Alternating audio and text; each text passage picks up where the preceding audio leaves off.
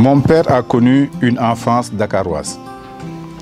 Il a passé sa vie entre Rebeuss, où il est né, et les quartiers d'Escarfé, dans lequel résidait son homonyme, et de Fass, où se trouvait la maison paternelle. Mon grand-père s'appelait Mam Seyni Mbeng, fils de Fatou Ndiaye.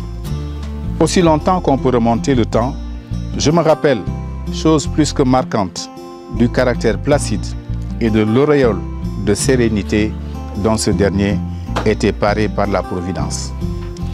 Je revois d'ici mon père se rendant tous les dimanches matins à ma compagnie apporter la ration alimentaire à sa famille à Fass.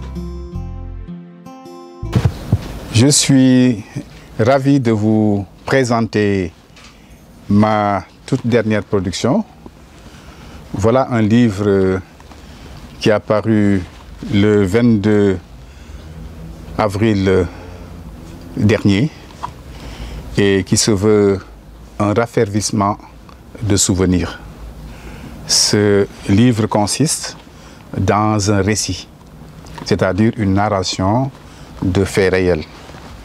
Ce livre est en quelque sorte une marque de reconnaissance, un devoir de mémoire, un raffermissement de souvenirs. Vous le savez, le souvenir, comme disait le grand Hugo, c'est la présence invisible.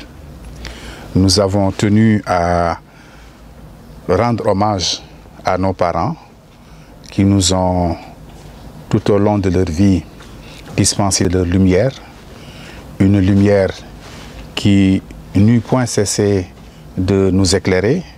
C'est d'ailleurs au travers de leur effort persévérant que nous avons pu parvenir, que nous devons d'avoir pu atteindre certains de nos objectifs et réussir certaines de nos entreprises.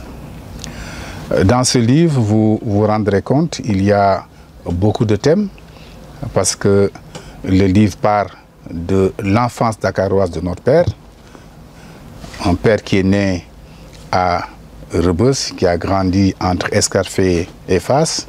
Donc, toutes ces étapes-là sont mentionnées dans ce livre. En passant par, évidemment, sa carrière footballistique, ses penchants littéraires, parce qu'il était féru de mots croisés. Mon père était un cruciverbiste, ainsi que ces derniers jours. Tout cela est justement contenu dans ce livre qui s'intitule « Le souvenir paternel ». Dans « Souvenir paternel » également, vous vous rendrez compte que nous parlons de différents quartiers de Dakar, que ce soit le quartier de Rebeuss, le quartier de Fass, le quartier de la Médina, des Parcelles Assainies, tous ces quartiers-là également, ainsi que les épisodes, les pans, les étapes de vie de notre père sont justement contenus dans cet ouvrage. Voilà donc nous conseillons aux lecteurs de bien vouloir prendre connaissance de ce récit qui s'intitule « Souvenir paternel ».